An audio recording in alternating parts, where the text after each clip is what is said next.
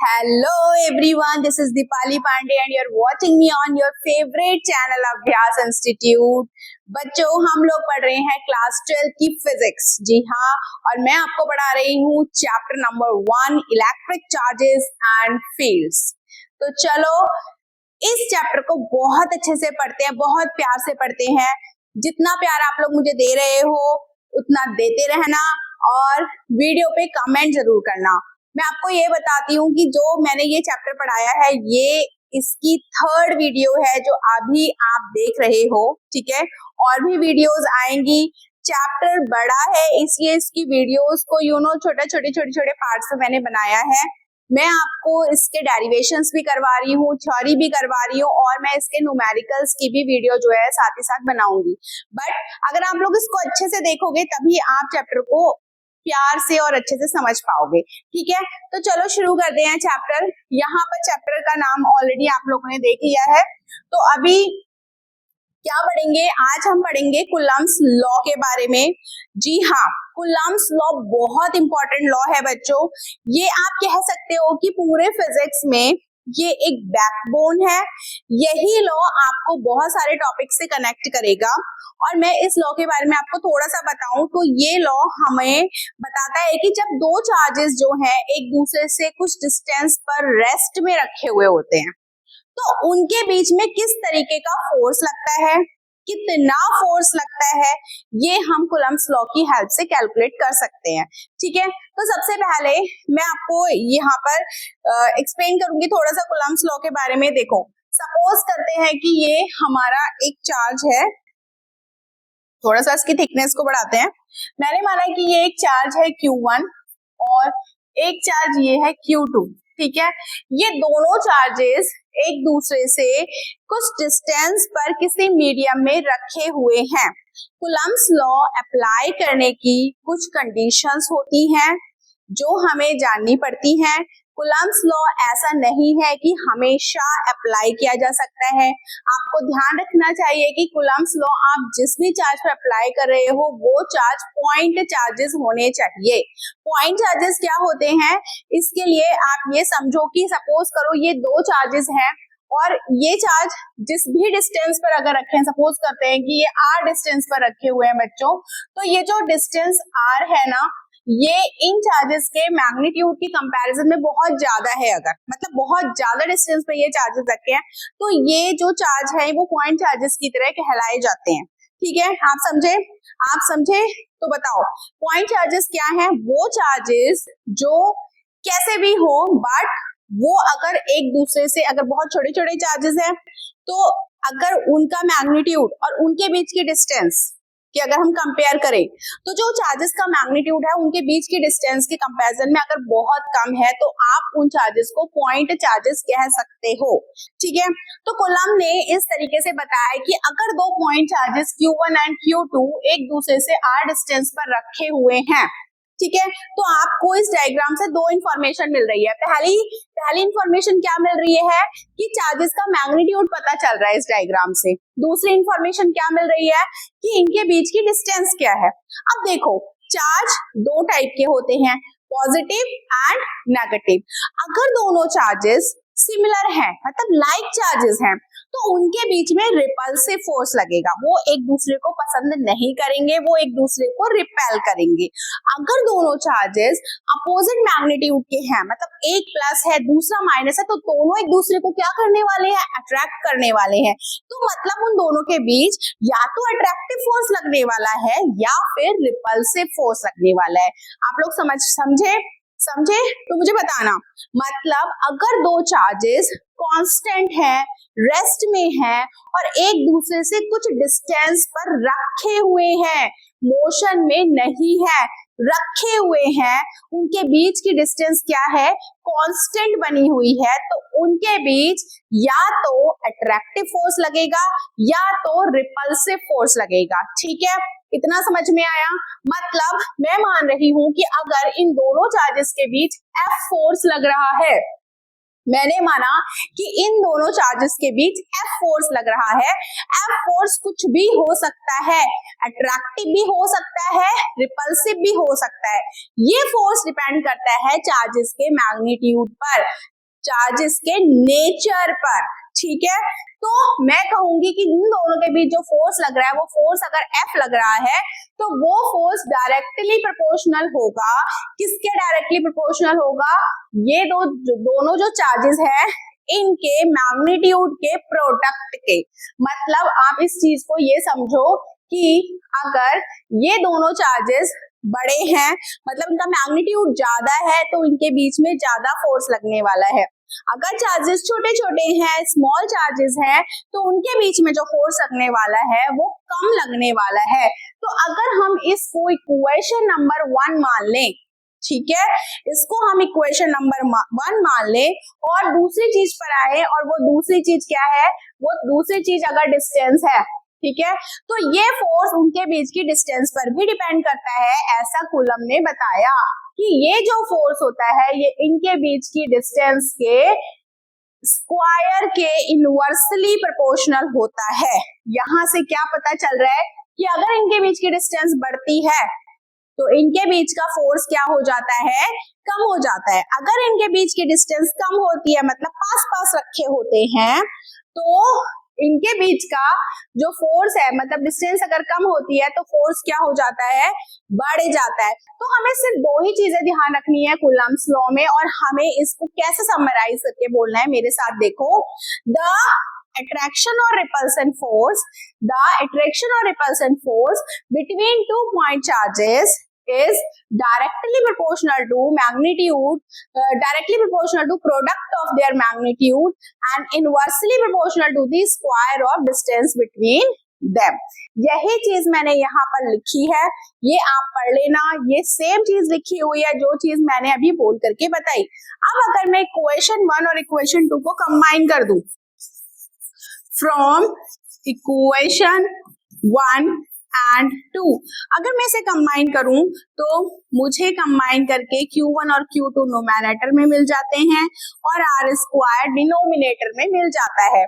मैं अगर ये प्रोपोर्शनैलिटी कांस्टेंट हटाऊं तो मुझे यहाँ एक दूसरा कांस्टेंट K लगाना पड़ता है बच्चों, जिसकी वैल्यू डिपेंड करती है मीडियम पर। जो वैल्यू है K की, इट डिपेंड्स अपॉन, किस पर डिपेंड्स करती है ये?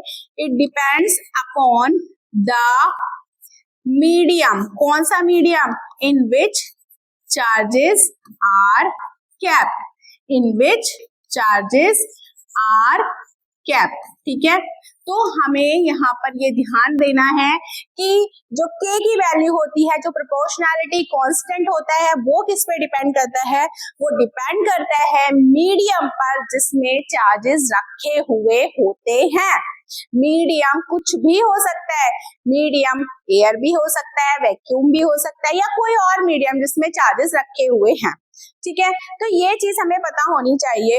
अगर हम मान लेते हैं कि ये जो दोनों चार्जेस हैं ये एयर या वैक्यूम में रखे हुए हैं, सो उस केस में जो इसकी वैल्यू होगी वो क्या होगी? वो K की वैल्यू हो जाएगी 1/4 pi epsilon naught, epsilon not, ठीक है। ये जो एप्सिलॉन नॉट है इसको हम कहते हैं permittivity of free space, free space, ठीक है। तो यहाँ पर अगर मैं इसमें K की वैल्यू पुट कर दूं तो मुझे क्या मिलता है? 1/4 pi epsilon not Q1 Q2 upon R square. So this is the Coulomb's law. And बच्चों यहाँ पर जो 1/4 पाई एप्सिलॉन नॉट है, इसकी वैल्यू आप लोग याद रखेंगे 9 × 10⁹ न्यूटन मीटर स्क्वायर पर कूलम स्क्वायर। सो ये वैल्यू आप याद रखेंगे। इसके अलावा अगर आपको कहीं पर एप्सिलॉन नॉट की वैल्यू निकालनी है तो 8.85 × 10⁻⁻12 कूलम स्क्वायर पर न्यूटन मीटर स्क्वायर, ये वैल्यू भी आपको याद रखनी होगी, ठीक है। इतना क्लियर हुआ? इतना क्लियर हुआ तो लाइक करो। अब यहाँ पर हमारा क्या आता है टॉपिक, डाई इलेक्ट्रिक कांस्टेंट। बच्चों पहले एक चीज सुनो कि ये जो मैंने टॉपिक पढ़ाया कूलम्ब्स लॉ, इस पे हमें कुछ न्यूमेरिकल्स भी करने हैं। न्यूमेरिकल्स के लिए मैं एक सेपरेट वीडियो बनाऊंगी, इसके बाद जस्ट इसके बाद मैं एक वीडियो बनाऊंगी न्यूमेरिकल्स पर, जिसमें हम कूलम्ब्स लॉ से रिलेटेड न्यूमेरिकल्स करेंगे, ठीक है। तो चिंता मत करो, we are going to cover each and everything. Now चलो पढ़ते हैं डाई इलेक्ट्रिक कांस्टेंट क्या होता है। देखो सिंपल सी डेफिनेशन याद करो, the ratio of permittivity of medium to the permittivity of free space. देखो क्या मतलब है इस चीज का, अभी मैंने आपको बताया ना चार्जेस डिपेंड करते हैं किस मीडियम में रखे हैं, है ना। मतलब चार्जेस किस मीडियम में रखे हैं उस पर भी उसका फोर्स डिपेंड करने वाला है, ठीक है। तो अभी हमें क्या करना है, हमने माना कि ये दो चार्जेस हैं Q1 एंड Q2, ठीक है। मैंने माना कि ये एयर में रखे हैं, चलो सबसे पहले मैंने माना कि ये एयर में रखे हैं और इनके बीच की डिस्टेंस क्या है, R है। तो देखो अगर इनके बीच की डिस्टेंस R है और ये रखे हुए कहाँ, वैक्यूम में या एयर में, तो इनके बीच में कितना फोर्स लगेगा, ये अभी मैंने समझाया, ठीक है, अभी मैंने समझाया। अच्छा मैंने माना कि ये दोनों जो चार्जेस है Q1 और Q2, अब हमने इन दोनों को किसी और मीडियम में रख दिया, किसी और मीडियम में other than air, other than vacuum, हमने किसी और मीडियम में इनको रख दिया। तो जो इनके बीच का फोर्स है वो हो जाएगा FMED मींस मीडियम। मैं उसको क्या लिख रही हूँ, 1/4 पाई एप्सिलॉन। देखो अब मैं एप्सिलॉन नॉट नहीं लिखूंगी, क्यों नहीं लिखूंगी मैं एप्सिलॉन नॉट, क्योंकि एप्सिलॉन नॉट यूज होगा जब चार्जेस कहाँ रखे होंगे, एयर में या फिर वैक्यूम में, लेकिन अभी चार्जेस कहाँ रखे हैं, किसी और मीडियम में, तो एप्सिलॉन लिखेंगे। देखो मैं इसको इक्वेशन 1 मान रही हूँ और मैं इसको इक्वेशन 2 मान रही हूँ। मैंने क्या किया, यहाँ पर मैं इक्वेशन 2 को इक्वेशन 1 से करने वाली हूँ डिवाइड, ठीक है। डिवाइड करना सबको आता है, चलो सबको आता है, चलो बताओ कैसे डिवाइड करेंगे। F मीडियम है इस साइड में, तो मैंने F मीडियम लिखा, और इसके नीचे मैं लेफ्ट को लेफ्ट से डिवाइड करूंगी तो F वैक्यूम हो गया, अपॉन में यहाँ पर 1/4 पाई एप्सिलॉन, जो कि इसकी वैल्यू थी वो मैंने यहाँ रखी, और 1/4 pi epsilon not Q1 Q2 upon R², ये वैल्यू मैंने यहाँ रखी। अब देखो क्या कुछ कैंसिल हो रहा है, ध्यान दो, देखो ये सिमिलर टर्म्स है तो ये कैंसिल हो जाएंगे, ठीक है। और देखो ये इनको मैं, अगर आपको थोड़ा सा मैथ्स में अगर दिक्कत है तो देखो यहाँ पर ध्यान से मैं इसको कैसे कैंसिल करूंगी।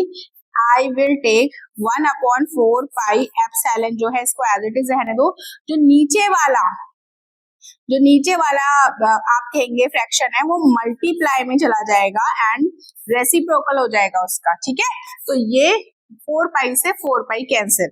नाउ मुझे क्या मिल गया यहाँ पे, F medium upon F vacuum equal to epsilon naught upon epsilon, ठीक है। ये मुझे एक नया रिलेशन मिला है यहाँ पर। तो यहाँ पर क्या है, क्या मैं इसको रिवर्स करके लिख सकती हूँ, क्योंकि मुझे चाहिए क्या, परमिटिविटी ऑफ मीडियम और परमिटिविटी ऑफ फ्री स्पेस, ठीक है। तो परमिटिविटी ऑफ मीडियम क्या है, एप्सिलॉन है, तो क्या मैं इसको ऐसे लिख सकती हूँ, F vacuum upon F medium equal to epsilon upon epsilon naught. ये जो रेशियो आया है बच्चों, ये permittivity of the medium, permittivity of the free space, ये होता है किसके बराबर, डाई इलेक्ट्रिक कांस्टेंट, के भी लिखते हैं इसको। देखो ये वाला के और जो हमने पहले के बनाया था, मैं दोबारा से ड्रॉ करके दिखाती हूँ, ये वाला के और इस वाले के में अंतर होगा, ठीक है। जो डाइलेक्ट्रिक कांस्टेंट है ये अलग तरीके से बनेगा, तो या के बनाने में दिक्कत हो रही है तो एप्सिलॉन आर भी इसको हम बोल सकते हैं। एप्सिलॉन आर का मतलब होता है रिलेटिव परमिटिविटी, या फिर हम इसको डाइलेक्ट्रिक कांस्टेंट भी बोल सकते हैं। यानी कि अगर मैं इस चीज को अलग से लिखूं तो epsilon upon epsilon naught equal to epsilon R, या मैं ऐसे लिख सकती हूँ, या फिर मैं कैसे लिख सकती हूँ, epsilon upon epsilon naught is equal to K, ऐसे भी लिख सकती हूँ।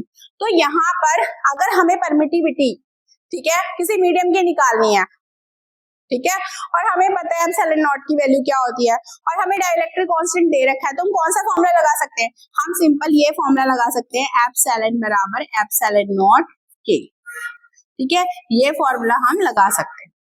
तो इस तरीके से हम कूलम्ब्स लॉ को भी चेंज कर सकते हैं। कैसे चेंज कर सकते हैं बच्चों? देखो यहाँ पे आपने क्या समझा, आपने समझा कि अगर मैं मान रही हूँ कि चार्जेस किसी और मीडियम में रखे हुए हैं, मैंने माना चार्जेस किसी और मीडियम में रखे हैं, तो क्या होगा उस केस में मैं कूलम्ब्स लॉ को कुछ इस तरीके से लिख दूंगी। बट मुझे न्यूमेरिकल में डाइलेक्ट्रिक कांस्टेंट की वैल्यू दी हुई है, ठीक है, मुझे एप्सिलॉन की वैल्यू नहीं दी है, तो मैं इस फॉर्मूले को कैसे रिप्लेस कर सकती हूँ? क्या मैं इस फॉर्मूले को ऐसे लिख सकती हूँ, ये देखो यहाँ पे मैं क्या करूंगी, मैं यहाँ पे 1/4 पाई एप्सिलॉन नॉट की वैल्यू जो है ना, इसको पुट कर दूंगी, जो 9 × 10 की पावर 9 होती है, और मुझे डाइलेक्ट्रिक कांस्टेंट जो भी दिया होगा मैं उसकी वैल्यू यहाँ पे पुट कर दूंगी, Q1 Q2 और R² की वैल्यू पुट करूंगी, और मेरा न्यूमेरिकल हो जाएगा सॉल्व। ठीक है, इतना समझ में आया? मतलब आपके चार्जेस अगर किसी और मीडियम में रखे हैं तो आप उस फॉर्मूले को या तो ऐसे लिख लो या फिर आप ऐसे लिख लो, और आपको डाइलेक्ट्रिक कांस्टेंट का जो फॉर्मूला मिला वो आपको ये मिल गया। तो इस तरीके से हम कॉन्सेप्ट्स को लगा करके, हम चीजों को समझ करके अपनी नॉलेज को बढ़ा सकते हैं, अपने ब्रेन को थोड़ा सोचने के लिए मजबूर कर सकते हैं। न्यूमेरिकल्स को अच्छे से पढ़िए ताकि आपको समझ में आए कि न्यूमेरिकल क्या रहा है। एक बार पढ़ने से न्यूमेरिकल कुछ नहीं होगा, आप न्यूमेरिकल को बार बार पढ़िए। ठीक है, यहाँ पर अगर मैं कंपेयर करूं इलेक्ट्रोस्टैटिक फोर्स और ग्रेविटेशनल फोर्स की, तो मुझे कुछ बातें पता चलेंगी। जैसा कि मैंने आपको बताया, अगर दो चार्जेस है और किसी मीडियम में रखे हुए हैं तो उनके बीच में एक फोर्स लगता है, उस फोर्स को हम क्या कहते हैं? Electrostatic force. लेकिन न्यूटन भाई साहब ने हमें एक चीज बताई थी, अगर 2 पॉइंट चार्जेस या 2 पॉइंट मासेस रखे हुए हैं एक दूसरे से कुछ डिस्टेंस पर, तो उनके बीच में जो फोर्स लगता है वो कहलाता है ग्रेविटेशनल फोर्स। समझे? दोनों का मैं मैग्नीट्यूड बता देती हूँ। F बराबर K Q1 Q2 upon R²। ये कौन सा फोर्स है? Electrostatic force. Fg क्या होता है? G M1 M2 upon R²।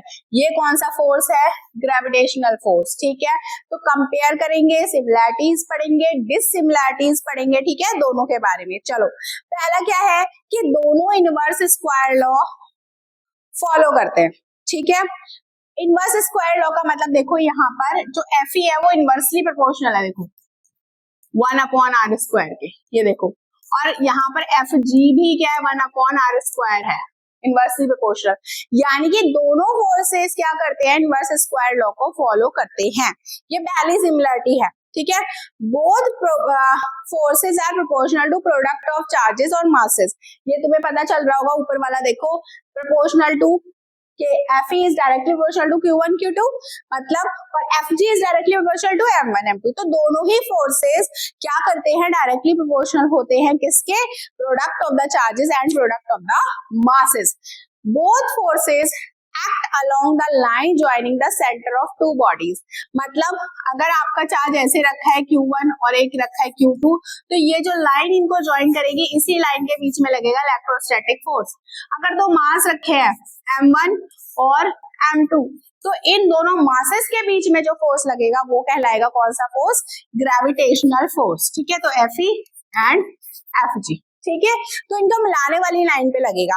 The work done against these forces does not depend upon the path followed. मतलब ये कंजर्वेटिव फोर्सेस है, इन फोर्सेस में जो भी हम वर्क डन करते हैं वो इनके पाथ पर डिपेंड नहीं करता है, एंड दोनों चार्जेस वैक्यूम में भी लग सकते हैं। ठीक है, तो मीडियम कुछ भी हो सकता है, बट दोनों फोर्सेस लगते हैं। ठीक है, तो ये हो गई इनके बीच में सिमिलैरिटीज। क्लियर हुआ? तो बताते रहना, मुझे बताते रहना, मैं फिर बार बार बोल रही हूँ, मुझे बताते रहना। ठीक है, अब देखो डिसिमिलरिटीज क्या है दोनों फोर्सेस में। देखो ग्रेविटेशनल फोर्स सिर्फ और सिर्फ अट्रैक्टिव फोर्स है बच्चों, बहुत इंपॉर्टेंट। ग्रेविटेशनल फोर्स एक वीक फोर्स है बट अट्रैक्टिव फोर्स है। लेकिन इलेक्ट्रोस्टैटिक जो फोर्स है बच्चों वो अट्रैक्टिव भी हो सकता है और रिपल्सिव भी हो सकता है। अभी मैंने तुम्हें समझाया था, नहीं समझ में आया तो फिर से रिप्ले करो, बैक जाओ, समझो, ठीक है। Number 2, gravitational force does not depend upon the nature of medium. मतलब कोई भी मीडियम हो, एयर हो, वैक्यूम हो, कोई भी मीडियम हो, हर जगह ग्रेविटेशनल फोर्स सेम ही लगने वाला है, ठीक है। लेकिन इलेक्ट्रोस्टैटिक फोर्स डिपेंड करता है नेचर पे। मैंने आपको बताया ना अभी epsilon, epsilon naught, epsilon R, ये सब चीजें इसी चीज को बताती हैं, ठीक है। नाउ ग्रेविटेशनल फोर्स जो होता है वो मैंने अभी आपको बताया वीक फोर्स होता है, तो वो लेस स्ट्रेंथ का होता है किसके कंपैरिजन में, इलेक्ट्रोस्टैटिक फोर्स के कंपैरिजन में। मतलब देखो अगर एक प्रोटॉन और एक इलेक्ट्रॉन, ठीक है, रखे हुए हैं तो उनके बीच में जो इलेक्ट्रोस्टैटिक फोर्स होगा वो इतने टाइम्स होगा, 10⁻39 टाइम्स होगा किससे, ग्रेविटेशनल फोर्स है। आप थोड़ा सा इधर देख लो, Fe जो होगा वो 2.27 या फिर 2.3 इंटू 10⁻39 टाइम्स होगा किससे, ग्रेविटेशनल फोर्स से, ठीक है। और अगर दो प्रोटॉन रखे हुए हैं एक दूसरे से कुछ डिस्टेंस पे तो उनके बीच का जो इलेक्ट्रोस्टैटिक फोर्स होगा वो 1.24 इंटू 10⁻36 टाइम्स होगा किससे, ग्रेविटेशनल फोर्स से। तो देखो इलेक्ट्रोस्टैटिक फोर्स इतने टाइम्स क्या है ज्यादा होता है ग्रेविटेशनल फोर्स से, डिपेंड करता है कि कौन से चार्जेस रखे हुए हैं। Now you will know these things, you can calculate, ये रिलेशन आप कैलकुलेट भी कर सकते हो by keeping the values of their charges and their masses, ठीक है। ये NCERT में ये वाला जो रिलेशन है वो एक एग्जाम्पल प्रॉब्लम में दिया हुआ है। आप लोग इस न्यूमेरिकल को सॉल्व करें, इसे लगाए, ठीक है, और कोशिश करें कि ये वैल्यू याद रखें क्योंकि ये इंपॉर्टेंट वैल्यू है, ठीक है। तो यहाँ पर आज मैंने आपको इस वीडियो में बताया कि किस तरीके से हम कूलम्ब्स लॉ को सीख सकते हैं, अप्लाई कर सकते हैं और उसके बारे में ज्यादा से ज्यादा जान सकते हैं। हमने कूलम्ब्स लॉ से जो इलेक्ट्रोस्टैटिक फोर्स निकाला था उसकी कंपैरिजन ग्रेविटेशनल फोर्स से भी की। ये वीडियो इंपॉर्टेंट थी। इसके बाद मैं आपको पढ़ाऊंगी कूलम्ब्स लॉ को वेक्टर फॉर्म में किस तरीके से लिखते हैं और फिर उसी वीडियो में हम कुछ न्यूमेरिकल्स भी सॉल्व करेंगे जो कि हमारे बेस्ड होंगे कूलम्ब्स लॉ पे। आपको लेक्चर देखना है और मुझे बताना है, रिव्यू जरूर देना है कि how was this video, was it helpful to you और नॉट, और मैं किस तरीके से इम्प्रूव कर सकती हूँ अपनी वीडियो में, प्लीज मुझे बताना नहीं भूलना, ठीक है। तो बस मुझे इसी का इंतजार है, आपके प्यारे प्यारे कमेंट्स का, आपके लाइक्स का, आप वीडियो को शेयर करें इस चीज का भी। तो मिलते हैं अगली वीडियो में, तब तक के लिए अपना ध्यान रखिए, बाय।